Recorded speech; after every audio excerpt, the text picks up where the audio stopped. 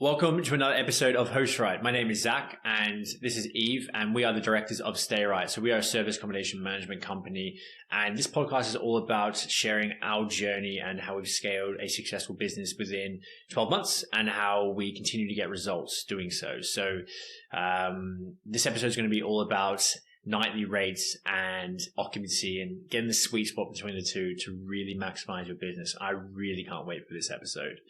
So let's get straight into it. Hello, everyone. Hey. I think revenue management is the equivalent of the design side of stuff for me. 100%. So this is Zach's sort of baby in the business. Yeah. So I'm looking forward to quizzing you a bit more. There's so much, isn't there, that goes into revenue management. And we were talking before this about how do we even start approaching that topic, right? Because it's so big. I know. Well, you got like peak season, you got winter now, which is, the grueling times. There's endless things, but it's exciting. For sure. So I said to Zach, I was like, pick one thing. Let's just start there. It took me so long to pick. I couldn't do it. You had to help me. We've got a lot more episodes to get through, a lot more stuff. So yeah, we're going to focus on finding that sweet spot between occupancy and nightly rate, because those two things have to go hand in hand, right? You can't have one working without the other. So should we just start with, sounds kind of like an obvious place to start. Let's just start with what are those two things in the world of service accommodation, and then we'll deep dive. Yeah, for sure. So occupancy is the amount of nights booked, and we look at it on a monthly basis. So if you had 22 nights of 30 nights, that's about a 75-77% occupancy is what people would say. So nightly rate is then what is the average nightly rate that you're achieving per booking. And they're two of the most important, they're the really two main metrics you need to track, because that's going to lead to if you make profit or if you don't make profit. Yeah. So, okay. So when people talk about these things, on social media or just when you meet people, what's their perception of it? Let's kind of myth bust it a little bit to start with. What do people think is good? What do people kind of think is the easy part or the hard part of it all? Yeah, so people think high occupancy is the better result. And obviously, yes, that can be right. And also, no, it can be wrong. I think everyone always dreams about having 100% occupancy, and sometimes they don't care about what rates they're achieving. Yeah. So that's the main myth. And I think then people just have a myth on rates. I think people inflate rates like no tomorrow, especially, most deal sources. And people get kind of hooked and trapped into that, which is not ideal. Yeah. So, okay, there's so much here, isn't there? It's like I've got about a billion things I know I could start talking to you about. How do you work out occupancy rate? How do you work out nightly rate? So let's just start with one. I think we should talk about each one first, right? Let's talk a little bit about occupancy, a little bit about nightly rate, and then let's kind of put those two things together and find that sweet spot. Do you think that sounds like a good plan? Yeah, that's good. Yeah. So let's stick with occupancy then. 100% occupancy sounds amazing. People might brag about that. Sometimes that is amazing, but not always. And I think that's where it comes down to what types of bookings you're getting, but also, what you're charging on your nightly rate, which you're going to come to. So occupancy, talk to me about why 100% might not be the best thing. Yeah, so 100% occupancy most of the time is going to come from a month-long booking or a long booking. That's when it's a good thing, That's a good thing. So when that happens, or if you have like a couple of big bookings back to back, basically it's when you have long bookings stacked on top of each other. When it can be a bad thing is when you have 100% occupancy, but you have about 20 or 10, not 20, but you have like 10 changeovers, like 10 two-nighters plus whatever else. The reason being is that you're losing a lot to cleaning, operation cost, everything, and then there's more errors that go into it, plus a lot more maintenance.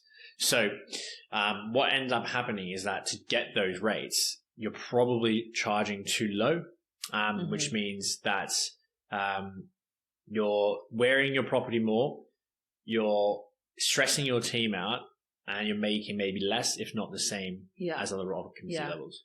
So it's funny, isn't it? Because someone could say, I hit 100% occupancy, but they can make less money than someone that's hit 80% occupancy. And something... Or less even. Yeah, or less even. Like something that we learned early on was if you're charging, like you said, if you're charging too little, your occupancy is going to be too high. And then it goes the other way as well, right? Like if you charge too much, your occupancy is going to be too low. Yeah. So what is that sweet spot? So the sweet spot is around 75 to 80%, I find. And we always achieve over 75%. I think last month was 80% occupancy, and that's across all our 40 properties. And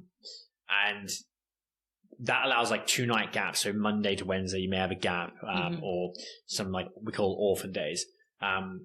By far, that's the best way. It's less stress. You have maybe 4 or 5 bookings a month, if sometimes you achieve that. And it by far what I found to be the best income. Amounts from that. So how do we start off with that? Like, let's go back to the beginning. Did you obviously you've learned, we've both learned so much about how to achieve this now. What were the key things right at the beginning when you were trying to get that right? What were the key things you were focusing on when we had like 1 or 2 units? I'm saying you because this is your your domain. Yeah, I mean, obviously learned a lot from like courses that we bought and our mentor that we work with. You know, he's taught us pretty much how I operate is based off that. And do you remember when we were on that, like one of our first coaching calls after we went live, and we said, oh, this property's got these gaps. Yeah. And our mentor said, okay, share your screen. Okay, click this button or turn this setting on or whatever it was. Change the setting on booking.com. It's simply because my rate was too high. I was put this discount on or whatever it was. Yeah. And then we got like 3 bookings that night, and it kind of paid for that course, just that alone, right? Yeah, with $3,500 of bookings in like 24 hours. Yeah, I was thinking I can't drop my rate below 85 a night, and I was basically thinking I was going to lose money, but I was actually losing money because I wasn't getting booked, and that kind of comes with this. That's a mindset shift, right? Yeah. So for me, where I kind of learned how to do it was it's just constant analyzing and being, and just the nights, the rates change and the property changes. You can't be scared to be the middle of the pack and then look to bring your rates to a good place closer to the dates. Too many people want to get booked in the future, and it's just not the way to go. So with my kind of thinking, you obviously, price drives the market. Yeah. You know, everyone wants to be luxury. People go, oh my God, I can set up amazing. Obviously, yes, if you want to go luxury, it's a different market. But if you're setting up your property and it's, you know, a good Airbnb, maybe you've got some feature walls, you got, you know, parking, quite standard to everything else, you can't expect to be on the 3rd or 4th page and get booked. And when you say 3rd or 4th page? For example, on booking.com, yeah. So when I talk about revenue management, I mainly focus on booking.com. Airbnb kind of feels itself. It's got a different algorithm. Booking.com is price driven. Yeah. Airbnb is slightly different. It's like reviews and stuff are more important as well, aren't they? Price is still important. But booking.com is where we run our revenue management basically. Yeah. Okay.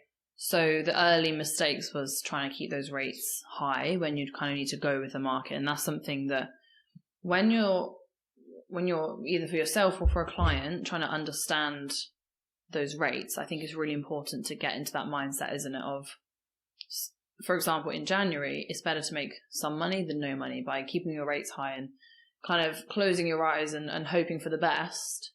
You're going to end up a lot worse than if you just take the hit, realize that the only way you're going to get booked is if you kind of stay in line with everyone else, right? Yeah, and a great example will be right now. So like Flick from September, October, 80% occupancy rates were, you know, really pretty good as well, and good results were happening.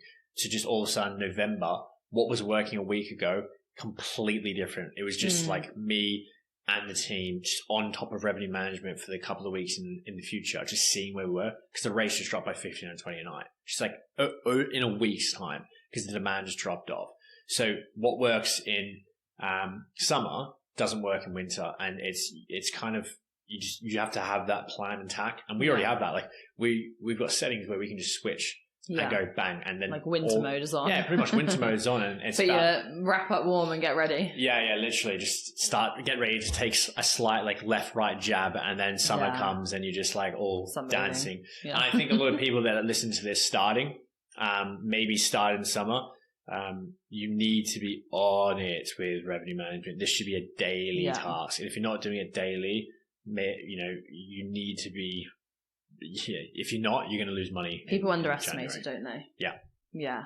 I think we always say, don't we? It's one of the last things we'll ever want to delegate. Yeah, I still do this, not full time because I've got someone else that does this, but I do this. Yeah, they kind of push report, show you where things are at, do the obvious changes, and then you sort of tweak it. Yeah, I look at it daily. I'll get up our PMS and I will look at revenue management, and if I see what the team's done, I'll review it and I'll do it. I love it. It's just, I enjoy it. It's sales, right? I come from a sales background. When I see a booking come through and it's like, whatever it may be, if it's like a problem, a couple of days I haven't been able to get booked and I get it done, it's celebration. Yeah. And I make that, like in our team, the culture is when the team gets a booking, I'm like, amazing. That's fantastic. Yeah. Because it's an achievement. Yeah, it's an achievement. Especially in the harder months. Like sometimes, guys, I'm like upstairs. It might be like midnight. I'm just like washing my face, getting ready for bed. And then I just hear like this cheer. Yeah, happy days. From a random part of the house. I'm like, oh yeah, got a good booking. And then I check my phone. I'm like, oh yeah, there's the good booking. So it is really satisfying, isn't it? Because you know you're hitting the numbers you need to make the money. Okay, cool. So we've kind of gone on to nightly rate now. Anyway, let's talk a little bit because people might be going, okay, yeah, you've got to charge the right nightly rate in the market. How do you know what that is? Yeah. So, I mean, there's a lot of, I don't use them personally, but there's stuff like AirDNA. We did right at the beginning, didn't we? Yeah. To just understand it a bit more. It's a new area. So I'll use it if we're going into a new area. So when we went into Bristol, I used AirDNA. There's something that I've been using now, which is Property Market Intel, which is way cheaper and it's probably just as good. It kind of spans across not just Airbnb though, right? Well, it does. Unfortunately, it is only Airbnb actually. So it's Airbnb and VRBO. It doesn't do Booking.com. This is why I don't use it because Booking.com is a price driving platform. Yeah. Airbnb's, it's different. There's just different things going on there. So I will look at Booking.com and I will basically see what people are achieving for week bookings, month bookings, weekend bookings, peak, off peak. And I'm mainly looking at the first page. And from there, First page on Booking.com. I'm pausing you again. Yeah, sorry. So that would be lowest rates showing first. Yeah, like the way that everyone's going to filter stuff when they're looking. Yeah. So for example, like I don't want to be the cheapest. I don't want to be the most expensive. I want to be somewhere in the middle. Yeah. And when you think about that, just to interrupt super quick, like when you think about that from like a marketing perspective and you think about people's mindset when they're searching for something, right? Unless you are really luxury, basically by sitting in the middle, you're not cheap. So people don't have that concern that you're the cheap one, which isn't going to be good quality, but you're also not overpriced. So it's quite a trustworthy kind of place to be in the market with that, isn't it? Yeah. It's also like you're going to get the most problem guests for the cheapest. And that. And then you're going to get better behaving guests when they pay more, but then you have to have a fine line because again, especially in winter, price is driving everyone's holidays. If you can be competitive, then you're going to get booked. But yeah, so I mean, when you get used to an area like Cardiff, Swansea, Bristol, Valleys, like right now, my eyes closed, I can tell you what nightly rate is going to be for pretty much any property that we have. That's easy. Going to new areas, yeah, you can use those other softwares plus then the manual way as well. Mm-hmm. So someone starting out should get something like that just to start getting an idea, and also just be literally looking on the platforms. Yeah, look at the platforms. Mainly look at Booking.com. Airbnb is very good for occupancy. So occupancy is for Airbnb because you can see how booked they are, and then you got Booking.com which shows you the rates. Yeah. The other thing we used to talk about was if you're again going into a new area, you can look at like hotel rates in there as well because you are, especially with smaller properties like one beds, you are competing with them. So if you've got a studio or one bed, it's worth looking at hotel price in the area because you need to be competitive with those. Not only that, that's just good to look for demand as well. So if there is like in a less busy area, then it's good to have a hotel because then you know people are booking there, especially because tradies. Sorry, I'm Australian, so contractors. Tradies is an Australian term. They all stay at hotels, so there could be a demand there as well. But yeah, it just you don't want to rush this. You want to really dive into this for like a solid couple of hours and then revisit it again because your brain will be a bit fried. I also remember in the earlier days, you'd make a change. So let's say you'd like drop a price because you needed to. And then basically, guys, Zach would go around going, we get booked. And then he'd go, oh, should I have dropped it? Should I have dropped it? Oh, should I have charged more for that? And you start questioning it. And I'd be like, well, it wasn't getting booked. And then you dropped it and then it got booked. So it's the right thing to do, but you're always going to question it. You are. And the more times you do it, the more you know you've experimented with different pricing, right? So then you know what is reasonable and what would be too much. Yeah, it's the benefit of having multiple properties. You can test what works and what doesn't work, and then you kind of make notes. I make notes every time I do a change. So there's a team now. So when we do something and it works, we know this is what we did. So did we change the weekly discount or monthly discount? Did we do something else? I kind of make notes so that I can track what's working, what's not working, because I'm not always, going to do it for every property. Mm. So the team needs to be able to get trained. It becomes an SOP that way. Yeah, for sure. Okay, cool. So what I want to talk about, I think it's really important to talk about this because I get asked this a lot, especially when I'm talking to someone that's like thinking of getting into it or thinking of putting their property on, up as an SA. People often say like, what's the occupancy of this area? Or what's the nightly rate of this area? And it's just important to address it doesn't really work like that. I think we've obviously started to show that there's a lot more to it. But I think a really good example is like our 2-bed that overlooks the water in Cardiff, right? Like I think we talked about this last week, so I'm not going to go into it. I'm going to tell the whole story again. We talked about it from a kind of decor perspective last time, but also it just shows that you can't have one occupancy in one area, right? Like Cardiff doesn't have an occupancy rate that everyone hits, and that's really important. It's not just on that area, right? So saying that with that property, it's funny because that one has a very high occupancy, but the rates are high. So it's that weird middle ground where the rates are kind of normally better than other ones, and it's getting booked. But then even the gaps that normally make a 75, 80% occupancy, it's getting up to that 90% occupancy, and it's making more money. So then you just know that property works in that way, and you're kind of set it up to do so. But the point there is that it supposedly wasn't booked for 6 months before we took it on. Yeah. So the same property was achieving 0 occupancy or close to that, and now achieves 85, even 90%. Yeah, every property is different, and it's like we talked about last. If you haven't listened to last week, that's how you set it up for success. This is how then you continue having success ongoing, and get more money in your pocket or your client's pocket. But yeah, there's no one occupancy for an area. There's no one rate, but however you can kind of gauge property types with the nightly rate. Yeah, there's the market, isn't there? And then we would always stack it at 75 to 80% occupancy because we know that we're achieving that, and we have for 11 months. But like, let's be real. If you just listed it and you go, oh, well, this area has 75% occupancy, I'll get that just by listing it. That's not going to happen. Yeah, no, price drives everything. Yeah, that's takes why work. That's why you buy anything in life. If the price, that's the first and one thing that people can do. And even mentally, by a pound, if yours is £1 more expensive than 4 other listings, and yours is 5 or 4 down the list, and they're looking at a price, you're setting yourself up for failure because are you telling me that to risk not getting a 4-night booking and dropping your rates by £10 or £15, you're going to not drop it. Sit there and be stubborn. And people will do that. Yeah. And I know when this is what happened in January. I literally didn't do that. And then I got $3,000 of bookings when I had 7 days of no bookings. So I lost like £400-500. And that's if I got that just booking. By thinking you needed to keep your price up. That's £1,000 turnaround if you think about it. I lost £500 and I didn't gain anything. But if I gained the £500, I've literally, there's a whole £1,000. It's crazy. But now I know that, and it's like on my radar. The small changes can make a big difference. Yeah, that's important, right? If Last night I changed something by £2 and I got booked. Yeah, that's the thing. If you're starting out with this, like the key point from that is talking about dropping rates doesn't mean, oh, I have to go drop it by £100. It might mean literally £10 that you're dropping it by. And that's where it comes down to looking at the properties around you, doesn't it?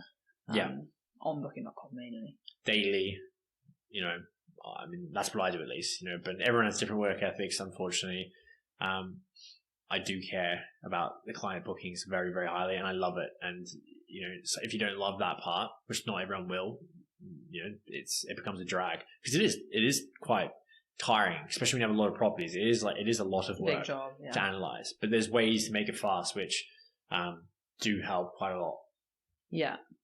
So what are those ways? Yeah, I mean, so for example, quick wins is using stuff like price labs. You can see what's not booked, within the week, within 14 days. You can set those on tags. Another good one is actually having tags on your PMS, so that you can, when you're doing revenue management, you're doing it per like area. So it could be doing it by 2 beds, it could be doing it by like filtering. Yeah, filtering it. And then it could just be doing Cardiff or Swansea. So we have all that set up. So if we want to, for example, events, we can just go to Cardiff and then change all the dates, very easy. So, there's a lot of like automation stuff, right? Which only gets you so far, but it kind of gets you in the right place to then do the manual stuff that needs a human brain to like work out what needs to be done. Yeah, well, our mentor has a specific way he does his revenue management, and we've mimicked that with a little bit of edits. And I'm not going to get into what we do exactly, because it's quite, I think, very specific, and it gets good results, but you need to be able to have the ability to get longer bookings, because it allows that revenue management to make it easy as well. Yeah. There's a lot of stuff that we've learned over time, right? And it does take time, and the more you get to know your market, the more confident you'll feel in it. So if you are starting out, if you're going to drop it a little bit, better off doing that than getting no bookings. So just get sort of experimenting a little bit with it within your means. Don't go crazy, but start practicing essentially. And I think that's why it is really nice that we started out with rent to rents. It's another reason why, if you guys haven't heard our other ones, go back and listen. But we had rent to rents before we started management. And it means you can kind of do that trial and error and that practicing for ourselves, which is really good. Because once you've got a client there and you want to make them money, it's a different ballgame, isn't it? There is more pressure.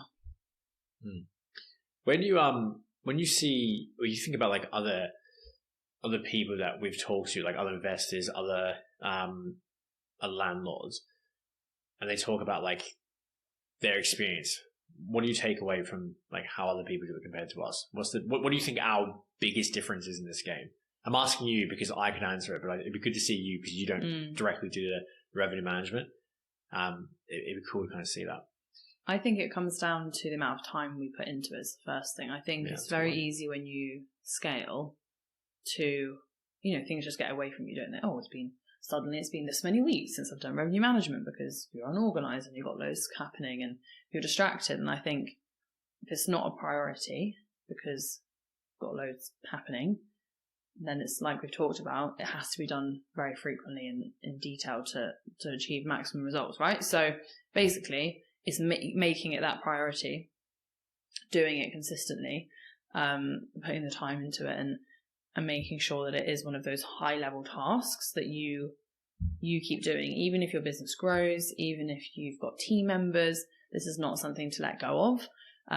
It's something that you want to keep as a high-level task. Essentially, it's the revenue generating part. I mean, revenue management, of course. So that's the part that is making you and your clients money. So yeah, I think it's just making it a priority. It's easy to get overwhelmed when you're scaling. Yeah, for sure. I agree. I think the other thing that people don't think about with like revenue management is that they don't think about events, and obviously the softwares pick this up. But what a lot of people do is they just like they see a event come on like the TV, like, oh my God, Taylor Swift's coming to Cardiff. We're like, happy days. That's going to be a nice nightly rate. People then jump to get onto their computer, change the nightly rate to, let's say, I don't know, whatever, 300-400 a night. And they want to be the first people, to get booked. It's the way I kind of see revenue management. It's like a stock. If you're an investment, like if you invest, you'll get this and understand this. You think about the people that make the most amount of money. They're not the people that get in there and they have like they're very terrified to like no risk. Yeah, they're like, oh my God, I put this money in there and oh crap, it's going down. I'm gonna sell. they then want to get booked up months in advance. Where it's kind of like panicking, isn't it? Yeah, they panic. Yeah. Like you just want to get you just want to get your results straight away and terrified. And as soon as everyone's it's anyway. I can keep going on about this. It's crazy. But then if you have a little bit more just like relaxed mentality and confidence, more confidence, experience, then you're happy not to be booked months in advance, or happy not to be booked for that event. And you could be not booked for that event a couple of weeks beforehand and achieving a really high nightly rate. And you, like you said, you can always reduce your rates. You know that event is sold out and that people have booked a year ago. There's probably, I know I bought tickets for an event the night before. Not only that, we might book the tickets for the event the year before, but it does not mean we're booking the accommodation. Oh, no, think about how unorganized some people are, and I'm not judging. I mean, we would be the same. We've been in Italy booking accommodation for Italy. Like there are people like that. Yeah, shout out to Matt. He'll remember that story. Yeah. Like we are the ones that would book last minute, so we get it. Like there's always going to be someone that needs something, even if it is like the night before. But Cardiff's good for that, isn't it? Cardiff is very good for events, and then that means the surrounding areas are good for events. But we're lucky here. We've got the big stadium. Everyone comes to Cardiff. Taylor Swift, Beyonce, Harry Styles, Coldplay, obviously then the rugby. What about for cities where they don't have the stadium? What sort of events should people look out for? Well, I mean, I can use our mentor as an example because he told me this great story. So there's a night in Nottingham, which is the ice hockey. It must be a big derby over there. It's not a massive stadium. It probably holds maybe 15,000, maybe 20,000, maybe less. I don't know. And for 6 years, it's always been held since they've operated. And first year, they got it booked for like, I don't know, 200-300 a night. And then what they did was they let it not be booked for 48 hours beforehand, and they got £600-700. So it's just really on-demand events where you want to look for the ones where people are coming out of the town for, or they're flocking into one specific area. So if it's like I don't know, like football games. Yeah, football games. What I've found with football is because it's, I mean, maybe this is Cardiff specific because it's quite a small city, but obviously the fans are local. So they're going to go home because it's all area related. Yeah. However, international ones, like big games, they're different. Big events, bigger leagues, and like I don't know much about football. It's where people come. So for I don't know what I'm talking about. Yeah, so like I don't know what leagues there are. Yeah. So if England are playing in Manchester or Liverpool, then not just like Liverpool. Not just the North are going to be there. The people one team I know. Yeah. People from Cornwall or Bristol, they'll go up there as well. Yeah. So that's what you want to look out for, but. This is why you get things like Price Labs. This is what we use, which flags that price demand, and then we can then look at. I don't trust Price Labs. I always up it, but then you can kind of search what's on that date if it's in that color, and you go, cool, I missed this. What we do is we have a event calendar, which then we know what dates are, so we're not missing events. Yeah. Especially the Six Nations in Cardiff, it is crazy. We just had a booking for 1,160 a night for a 3-bedroom. I'll let you sit on that because for one night. And we got 3 more rugby games in 30 days from that night, which is crazy.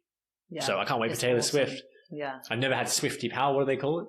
Just Swifties. Is it just Swifties? Yeah, I'm a Swiftie. I'm a Swiftie this year, guys. June or July. I might go. Do I have to get a ticket already? Maybe I do.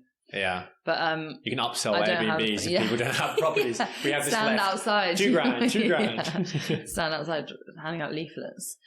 It's funny though, isn't it? Because there's all the obvious events, but then there are some that surprise you, like the ice hockey in Nottingham. So just don't assume. Do your research. Have a look at what other people are charging. If there's people that have been in the game for a long time, hotels as well, they'll know what's going on with events.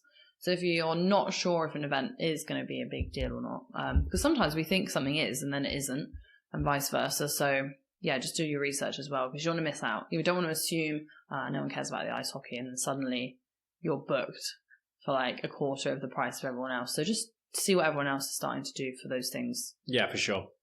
Don't rely on it though. I think I see this is the one thing because we're talking on price. I've got this.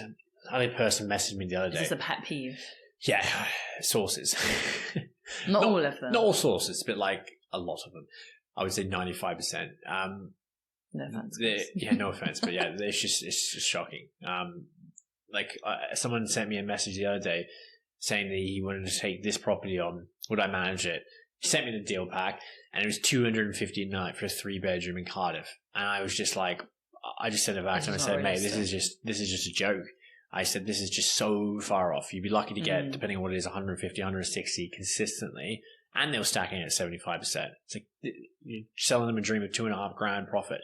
If it sounds too good to be true, it most likely is. So do not trust that. And what I would say for a tip, if you're not like in South Wales and we can run it, obviously we can run other properties. And if you are someone that has a deal that you want to, by all means, you can always message us. We are always running things. We will tell you no if we think it's not going to work. But if you're in, let's say, London and you don't want to manage it, or little tip, which is a bit cheeky because I'm a management company, you can always go to someone and say, this is the property I'm thinking of taking. Can you look at it? And they will tell you what they think their rate's going to be. They may boast it up a little bit. They also may be really honest, like what we would be. But then you kind of got an actual gauge of what the price is, not just off the sourcer. Because most sources have never done rent to rent, or they've never done management. They're trying to sell their deals. They are. You got to remember, they're making $3,000. That's a lot of money. So they're going to tell you whatever you want to hear so that you can buy that deal, because money talks, unfortunately, for them. And not all, again. Being generic. Yeah, we know some great ones. We know some great ones. However, like any industry, before our partners message saying, "Hey, what are we talking about?" Yeah. There's a lot of bad ones. We're not talking about you guys. There are good ones, but I mean, we only work with people that we help run rates for, or and we turn down deals like we've said multiple times that it's not going to work because we don't want to manage their sinking ship. Yeah, I also think part of that, like carrying on from that, in terms of people getting those nightly rates wrong. What people forget about with occupancy and nightly rates is you've got to look at a 12-month average. Yeah, that's a good point. So are you just looking at a summer rate? If you are, that's not going to average out over the year. When you're not making money in January, that rate's not going to mean anything to you anymore. They probably are stacking. It's a good point. They are probably stacking it on like summer rates. Yeah, like what's the highest you can achieve? So what you've got to look at is, okay, what are you going to achieve in winter? What are you going to achieve in summer? Let's average that out. Same for occupancy. The mid tier, which kind of the average spring, is kind of like autumn. Yeah. The average is like the in off season kind of part of it. Yeah. Yeah. So if you look at the lowest and the highest, you want to work out somewhere in the middle. That's what you're going to kind of average out for a 12-month period, because the money you make in summer, the occupancy you will achieve in summer, occupancy might be the same in winter, might be a bit lower, but also your price is going to be lower. So don't start stacking deals on summer rates and getting really excited. And when January comes, you're freaking out. Have a better understanding how it's going to look over the year, right? Because I think that's where people get confused. Yeah, they do. The summer rates are obviously amazing. Winter rates are much lower. But yeah, like you said, I think a lot of people out there say they need to be breaking even at 50% for the deal to work. I mean, I just don't understand how anyone can have 50% occupancy. It just has not happened. That should be really hard. It would be really hard with all automation. We'd have to like block it off. Yeah, so for days. Yeah, when people say that to me, I go, I mean, I get it. Especially if you want to be prepared. But honestly, we've never had anything on this. We've had one property go for 60%, but that's outside of our control. If it stacks at 60%, I would say that is great deal. And then it's 75% if you're making good £300-400 profit. This is if it's managed, then happy days. If it's not managed and it's just a rent around that you're doing, then that should be more like 9 to 1,000, which is what our properties do. So just like you said, just take it with careful. Take a pinch of salt. Sources, do your own research, listen to this, run your own rates, and look at maybe a management company as well to help with that, and then speak to other operators in the area. If you know someone or you know of people, just have a chat to them, and I'm sure they will help. And if they don't, just come speak to me. I'll tell you if it's kill or be cured. Yeah, there's room for everyone to help everyone, isn't there? Yeah, there is. So I guess it's just like, be careful. Do your own research, even if you are trusting a management company or someone else. When it comes to these things, this is what makes or breaks a deal. due diligence. They talk about it in all different types of property deals. It's just as true for this as anything else. And this topic is not the most like crazy. I mean, Zach finds this topic exciting. If you're into SAR, I mean, yeah, it's really important. It's really interesting, but it's not the fluffy parts, right? It's not the bit that made me really excited when we started doing it. Oh, we're like, yay, like scary numbers. Some people are going to feel that way about this side of it, but it is so important, and it's the science behind getting good results, isn't it?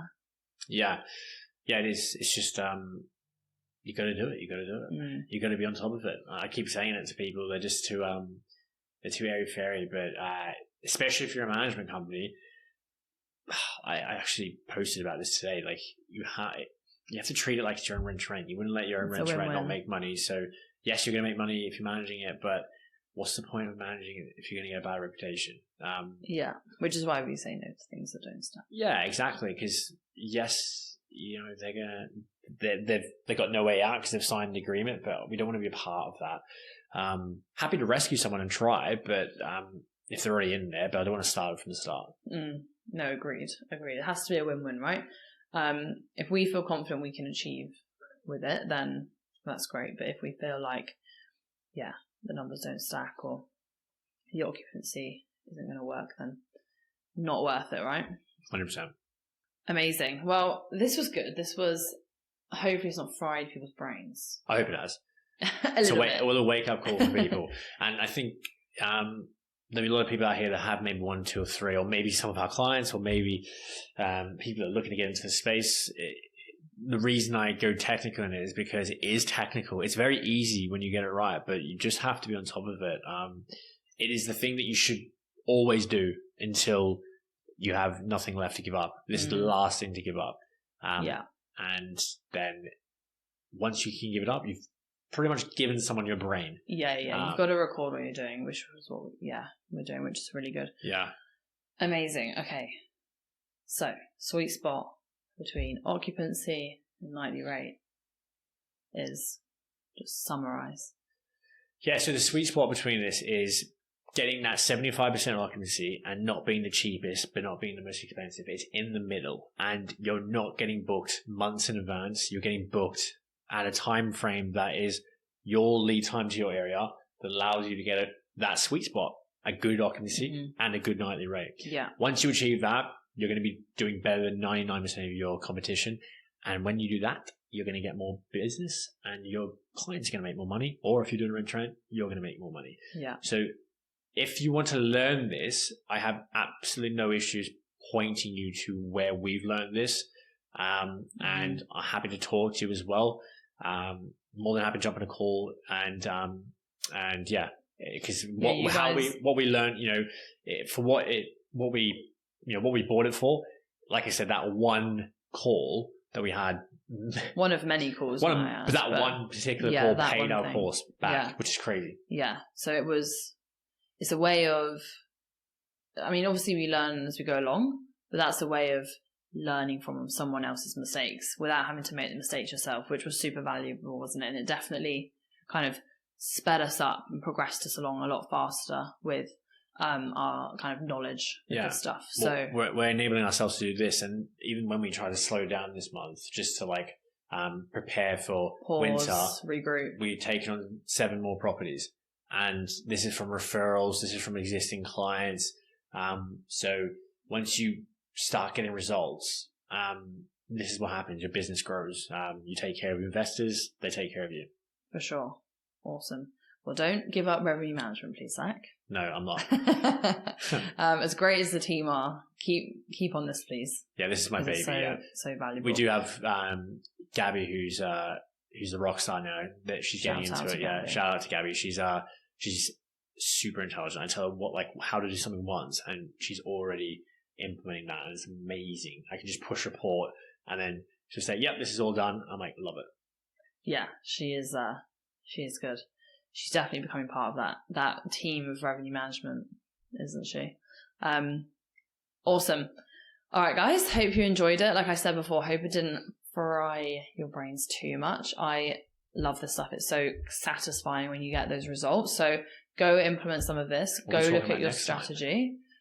Go away, look at your strategy, If there's anything we've said that you guys aren't doing, do it. And if obviously, like Zach said, any questions, come back to us, let us know. And what we're going to start doing in the future, obviously once this has kind of got a bit more momentum behind it, we're going to start potentially, maybe, I don't know how often we're going to do this, but when we start getting questions coming in, we're going to have kind of a feature episode once a month, like a bonus episode where we are answering people's questions. So if you do have any, send it in, and we're going to kind of build that up and do a bit of like a Q&A style podcast once we have those questions coming in. I mean, I can think of a lot that people ask us every day anyway, right? But yeah, so that's super exciting. Check us out down below. We'll put our Instagrams and things like that down there. And we will see you guys next week. We're going to have a guest next week.